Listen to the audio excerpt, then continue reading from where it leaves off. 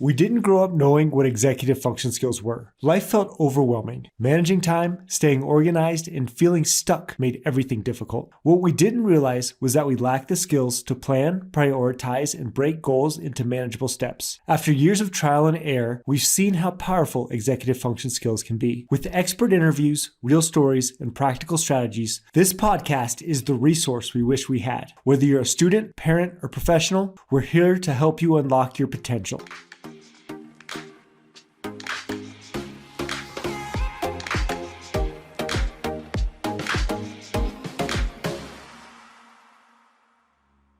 Welcome to the Executive Function for All podcast. Today I'm joined by Katie Blakeley. Katie is an executive function and parent coach who works with neurodiverse students, and her approach really resonated with me. She believes that before we can address executive function challenges, we have to lead with love first. In this episode, we explore the connection between executive function and emotional dysregulation, what to do when a parent and child are ramping each other up, and how to resist the urge to fix and instead connect. This one is for the parents, and let's begin. Katie, how are you today? I'm really good. How are you? Good. Thank you so much for being here. Thanks for having me. Yeah, I just got introduced to you, and when we spoke on the phone, I was so just impressed with your knowledge around executive function, but how you came at it from a parent perspective. Yeah. So let's jump in and let's start right there. So we see this all the time when parents and kids just ramp each other up, right? Like the kid's dysregulated, it upsets the parent, and then we're off and running from there. They're just ramping and playing off of each other. Yeah. When you're working with students and families, how do you stop that spiral? So the coaching is a lot of learning the self-awareness of how to stop the spiral. So working one-on-one with the kid on the side of awareness of what's making the emotions run high, but then the same thing with the parent, and then how can we bring that together? So what's an example of, how do you develop that self-awareness, right? That metacognition is kind of what we're all after. How do you help kids develop that self-awareness? It's just kind of naming it in the moment, especially if it's coming up, like if we're in a session together and we're checking grades and the student says, oh, I'm really nervous about checking the grade in my calculus class. And it's like, okay, what is the nervous feeling like in your body? What's kind of coming up for you? And then acknowledging it from there, and then co-regulating with me as a practice. And it's honestly the same thing with a parent. So it's like when your child is getting dysregulated, what is coming up for you and what do you want to do to protect your kid? And how do you kind of keep your own escalation in check so that the kid's emotion can run through its course, so that you can get past the emotion to get to the problem solving aspect of it. Yeah, that's great. So take me through step by step, right? So the kid knows the calculus grade is coming, right? You see their legs shaking, you see them starting to get a little anxious. What do you say to them in that moment? Like, do you sit and feel it together, or what does that co-regulating look like? That really depends on the kid. And it's my job as their coach to be very centered and present with them. So I have to practice what I preach and be right there and just take really slow, deep breaths and be like, okay, like what's coming up for you? And then ideally by this point, we've already identified the coping skills that work for the student themselves. And then we first name that they're having this emotion come up. So it's like anxiety. I'm afraid to look at my exam because I'm afraid I might have failed it. And it's like, okay, I acknowledge that. Like, this is what you're feeling and I'm here with you. So like empathy, reflective statements, like I bring in a lot of therapeutic skills to it. And then the kid's like, okay. And I'm like, okay, when are you ready to look at the grade? And usually the kid wants to get it over with as quickly as possible. Yeah. So we pull up the grade and I'm always like, I'm here with you. So like, we're going to look at it together. And no matter what it is, I'm not judging you and it's going to be okay. And we'll figure out what to do once we see what the actual result of the grade is. Does naming this process out loud, does that help them regulate? Yes. So like it's the brain is freaking out because it's like, oh no, something is happening to me. And the sympathetic nervous system is starting to escalate and it's going into protective mode of the student. And so then actually acknowledging what's happening is saying, oh, this emotion is real. And it's really once the emotion is fully acknowledged is when the kid can start to be more regulated and then go into, okay, now I can hear what the problem solving steps are. Because if they're still in their emotion, there's no way they're going to really hear the problem solving. Yeah, that's such a good reminder. I mean, first of all, we always say feel your feelings, like the instructions are in it, right? Yes. But very rarely do we slow down, especially in a highly tense moment, and take the time to do that. And the other thing is, we know that when the amygdala is firing, when you're in fight or flight, they're not going to hear anything anyway. So you might as well take the few extra seconds, like you said. Yeah, exactly. Like that is literally what co-regulation and self-regulation is. So it's like they're learning basically by my modeling and by me kind of walking them through their own regulation. Like, this is what's working for you, and this is how I can support you in what works for you. How does this translate to parents? So how do you translate that skill to parents? It's kind of similar, honestly, except for parents kind of have their default parenting styles because they're like, okay, this situation has happened with my kid before, and these are sort of like the parental habits that have worked for me in the past enough. And honestly, what I've noticed is the parent just wants to take away their kid's pain and the upset. And that's why parents will kind of jump to reassurance or problem solving because they're like, oh, I want my kid to be happy now. And it's that same thing. We're just being like, okay, we need to pause and we need to find that validation of the emotion because emotions work like kind of a bell curve. So it's like, kid starts to get escalated, parent will probably start to get escalated as well. And then there's like the top of the bell curve where both are kind of coming at each other and then escalating at the same time. Yeah. But then it's kind of me bringing in with the parent being like, okay, acknowledge like you're probably frustrated. You're probably also having a hard time regulating, but you need to help co-regulate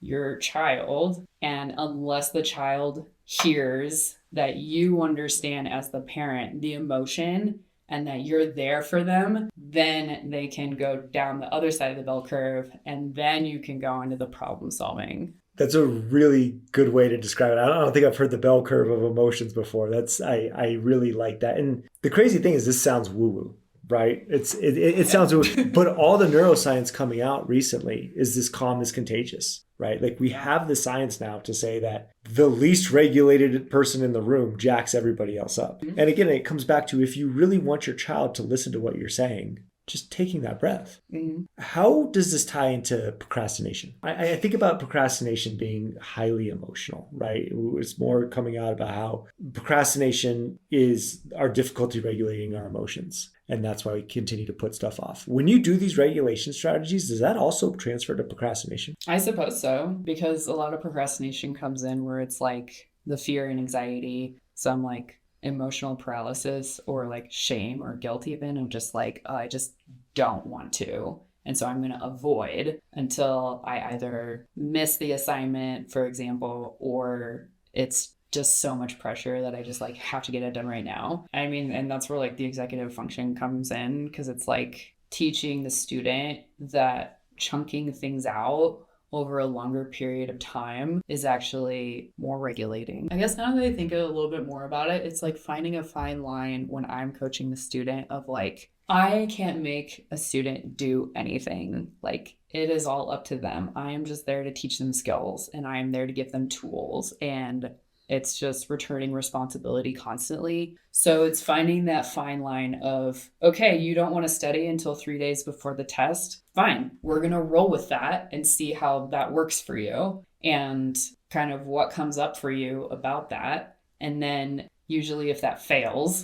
giving... Which it usually does, right? It can. It depends on, the level of intelligence of the student and like how much that's worked for them in the past kind of thing. But if they see it fail and then offering the longevity of like going beyond, like I had a student yesterday, he was like, yeah, I really like chunking things out because if I just try to do like 7 econ videos in one day, I get really bored and I hate it and I don't want to finish it. But if I space it out over a week, then I'm more able to focus and it's not as cumbersome essentially. And even if the student doesn't necessarily like stick to that same schedule that we maybe built together, they have that understanding of like, oh, I do feel better when I space it out as opposed to crunch it all in once. And so then they have like enough of that emotional awareness to sort of like connect the two, because if the task itself doesn't feel as overwhelming,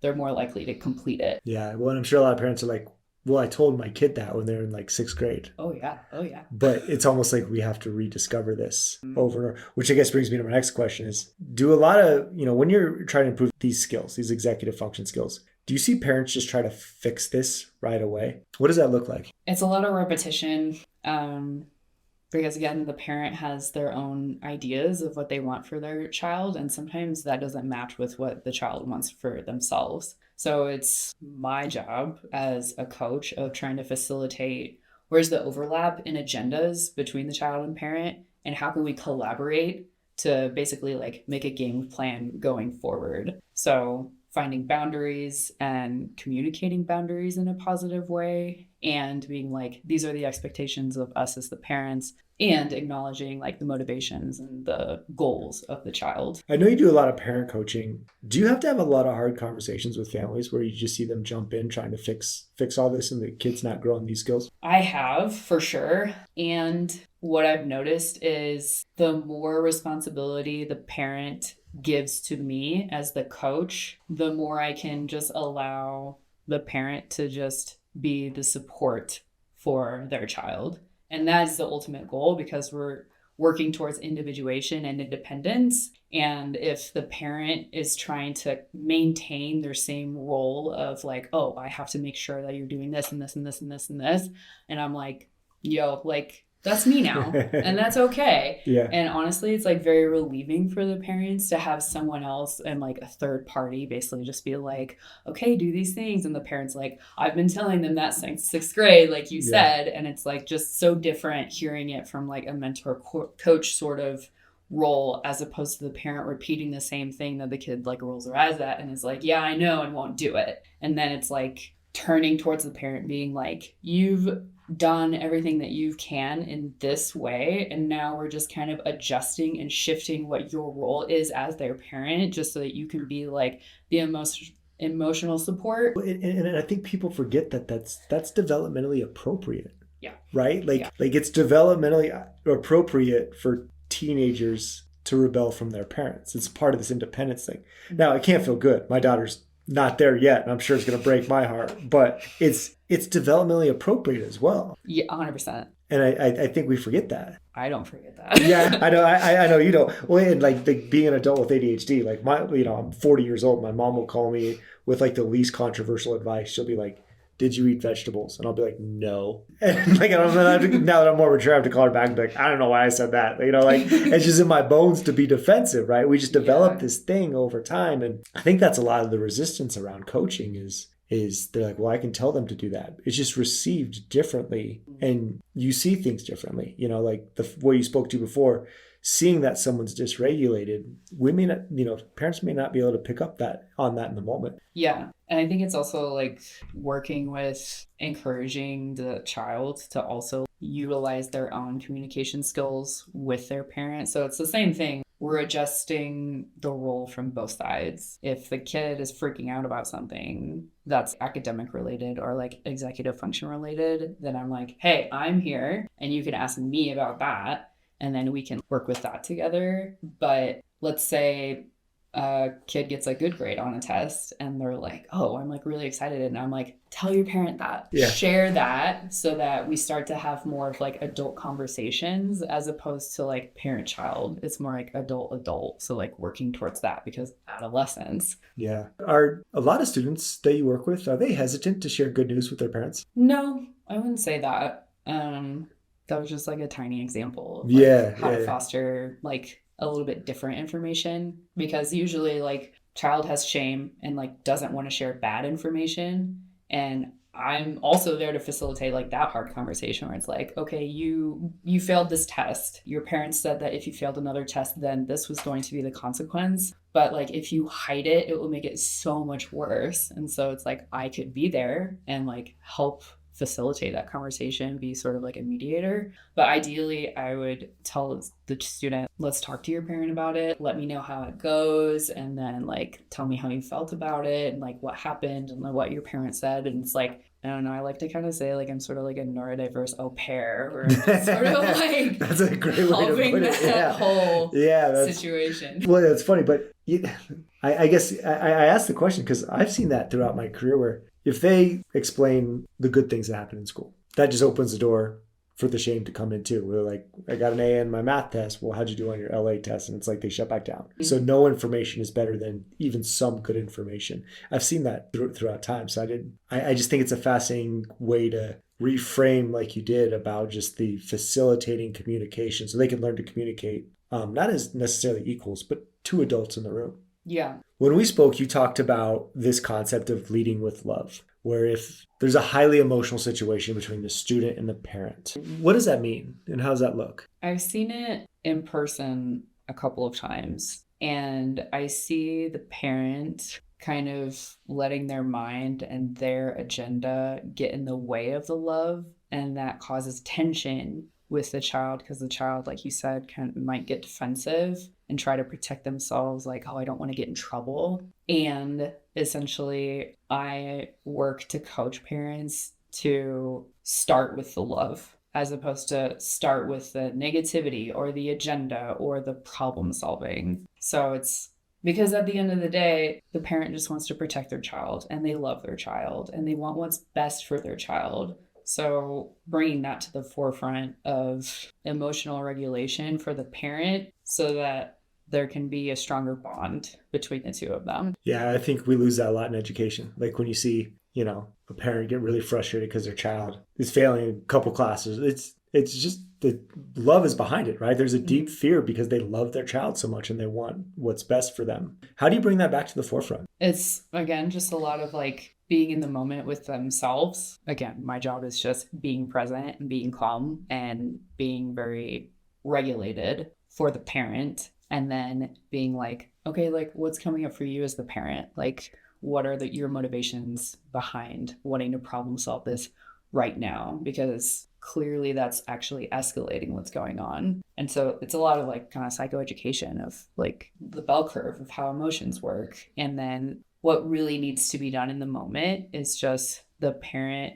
acknowledging what they're feeling inside and then validating the dysregulation that's going on in their child in that moment. Yeah, you've said the word present moment, I think like 20 times now, which I really admire about you, is because when your child is failing a class in high school, I mean, you and I have had this conversation so many times in living rooms where it's like when you dig underneath, it's like, okay, the kid's failing a couple classes, what's going to happen, right? And we all go to the worst spot. Like, for whatever reasons, 10 years from that moment, that kid's going to be homeless somewhere and there's always an unplanned pregnancy. I'm like, how did we get here? Like, we just didn't turn in 3 math assignments. Like, there's just such a fear underneath it, right? And just coming back to the present moment of what is real. What's real is that's hard. That's hard when you love your kid a lot. Yeah, especially with our ingrained habits of, oh, this is how I've always dealt with this because it's been effective enough. And learning how to shift gears into where am I? Where is my child? Yeah. Like what's underneath the dysregulation that's happening? And then getting past all of that together in order to go through the problem solving. Because honestly, like sometimes like the kid needs to fail. And most parents don't like that at all. I mean, you're talking to someone who failed mightily in college, and I'm so glad nobody jumped in, right? But I'm sure that wasn't easy in the moment, right? And to rob someone of their failure, that's not ideal either. Yeah, but it's also like more education of like sometimes failure is okay if it can lead to resilience. We've spoken about this a couple of times, but I just wanted to dive a little deeper. We know executive function challenges and emotional dysregulation kind of go hand in hand. Do a lot of students you work with understand the connection between the EF challenges and the emotional dysregulation? I'm not sure if it's super conscious, but I feel like definitely subconsciously they understand. What about, do parents understand the connection between these executive function challenges and emotional regulation? I'm not sure. Well, because I asked that. I don't think I've ever worked with a parent where I've seen them put that together. I think they understand it, like you said, at a deeper level, Mm-hmm. and they'll go around it. But I don't know if I've seen the one-to-one connection. Like my kid is very dysregulated, which is in turn causing these executive function challenges. I don't know if I can blanket generalize yes or no,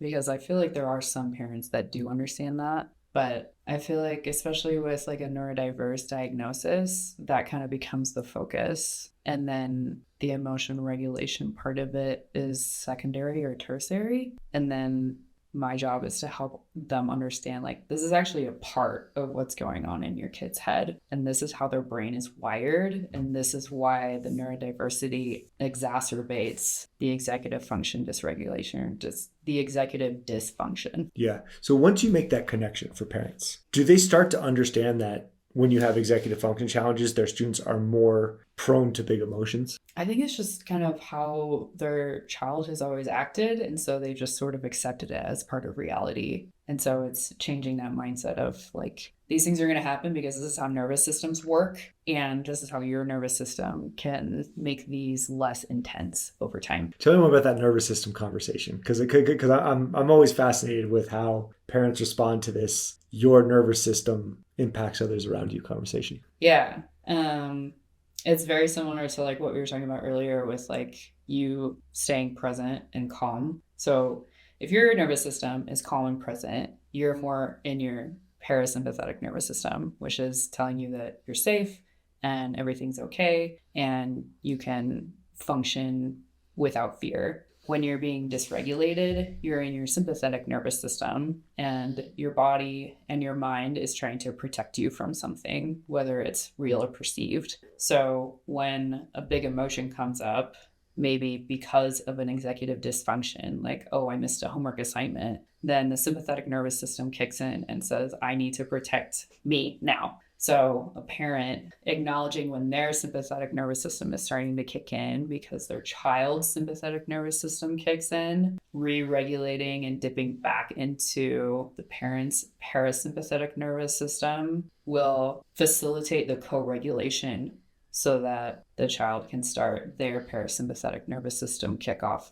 Do you have any general practices? I know every kid is so different, right? Every They student. are, Yeah. Do you have any general practices you recommend for parents to regulate themselves before they have these hard conversations? So definitely, I like to say these are like the 3 A's that I kind of came up with: acknowledge, assess, and then action. So parent sees the child becoming dysregulated, parent starts becoming dysregulated, parent kind of like takes a pause and is like, hang on, this is coming up in me. So because of what's coming up in my child, I have to lower it down and ground it to help my child. So acknowledging what the parent is feeling, and then maybe even at the same time validating like, hey, you're feeling freaked out right now, to their child. Like, I'm here with you. I'm also kind of feeling that way, but I'm going to take a couple of deep breaths. Do you want to take a few deep breaths with me so that we can kind of calm down and see what's going on? Maybe take those 3 deep breaths together, and or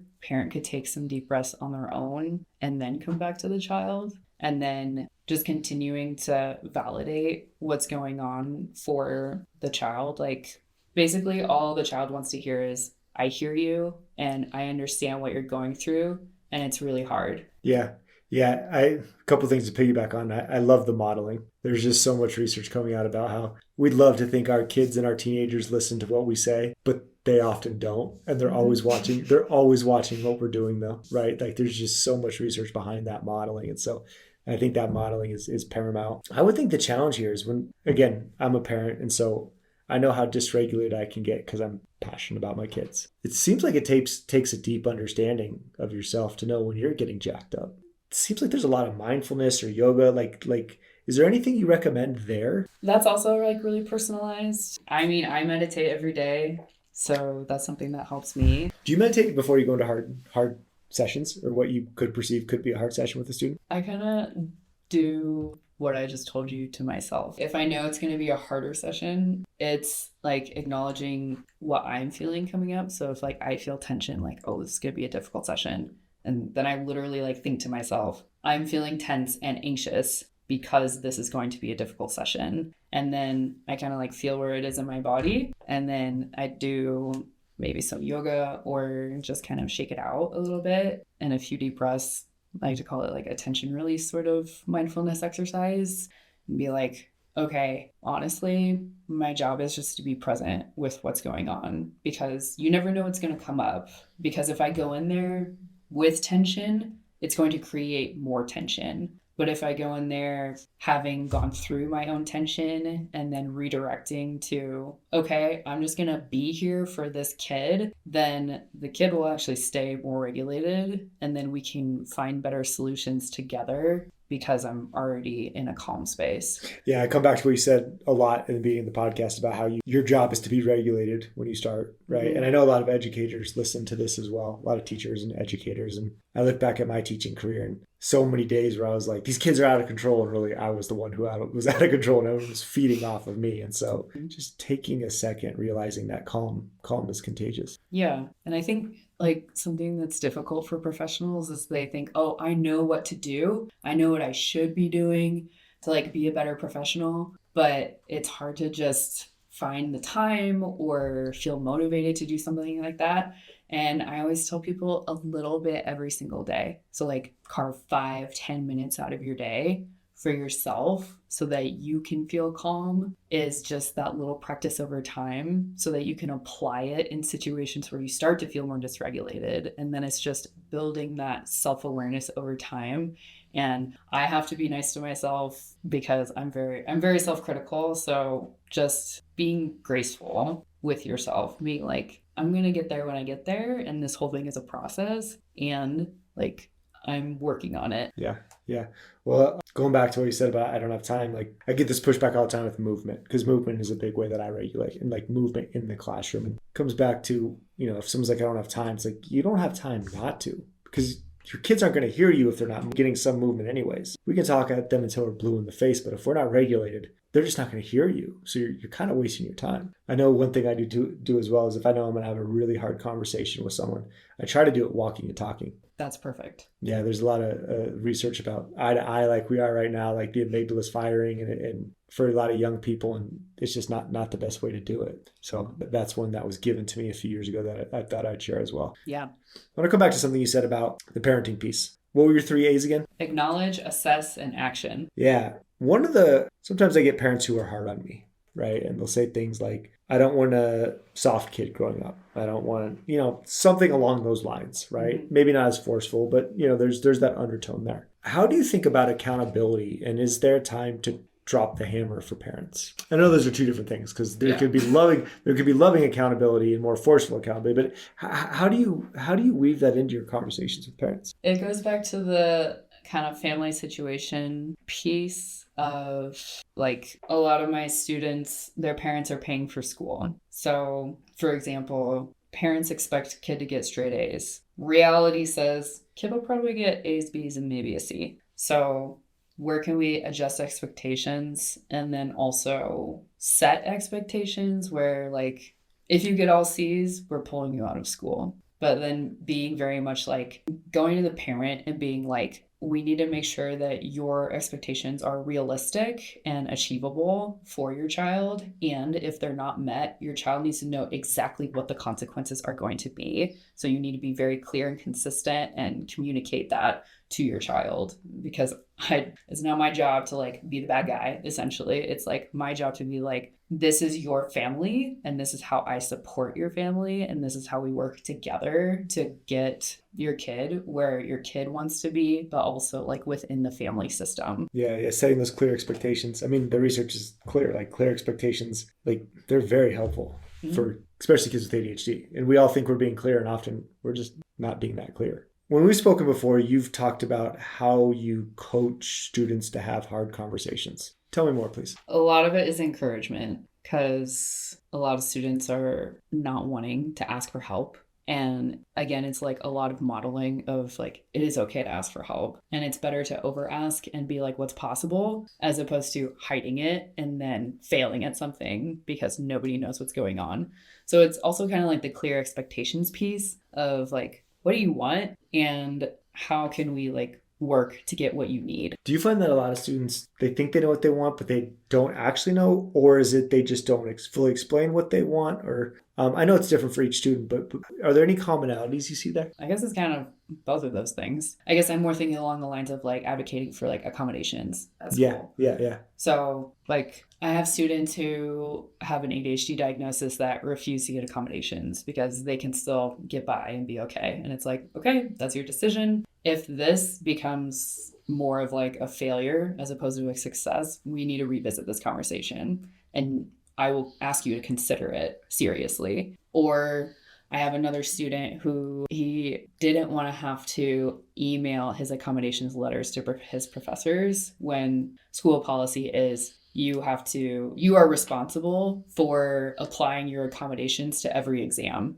And he was like, well, they already have my accommodations. I already sent the letter through disability services. And I was like, no, it is your responsibility, if you want these applied to your exam, to communicate that to your professor. So I'm basically like the engine underneath the hood, encouraging my kid to go advocate for themselves. And so I'm there helping them write the emails or scheduling office hours, go talk to their professors in person, and then following up and like, did you talk to your professor in person? Did you send the email? And if the email was sent, what did the professor say? And then, magically the accommodations like appeared and then they know what room to go to for their extended time. And then everything kind of like gets easier over time because then the student starts to do the follow through with me giving them all of that accountability. And then it switches from them being encouraged by me to do all this advocating for themselves to them starting to be proactive about it and being like, oh yeah, this was so much easier when I had my accommodations. I want to keep doing that because it makes my life easier. And then I'm like, oh, good job. It was like a brilliant idea. Yeah. Well, and in hearing you talk, I don't feel like most people understand how many steps and how much work it is to advocate to teachers and professors. There's a lot of steps in there, and I think we get frustrated with our children and our students a lot, lost in the process. So it is that accountability up front and role playing and they have it, like you said. Well, and sometimes they just don't know what to do. They don't know protocol, or they think they know protocol, and it's like, no, the actual step-by-step process that I'm there to show them. And then I just walk them through it as possible, like no problem. And then just, again, guiding through it and then having it shift over to them starting to do it on their own. It's just the whole individuation shifting process. It comes back to leading with love, right? Like getting curious, doing it for whatever reason. Mm-hmm. Katie, thank you so much for being here. Thanks for having me, Brandon. Where can people find more of you and your work? Search for my website, blakeywellness.com. Thank you for joining us on the Executive Function for All podcast. If today's episode brought you any value, please rate us 5 stars and share it with someone who may benefit. And remember, every small step you take builds towards your success. For resources and guidance, visit untappedlearning.com. Keep growing, keep learning, and we'll see you next time.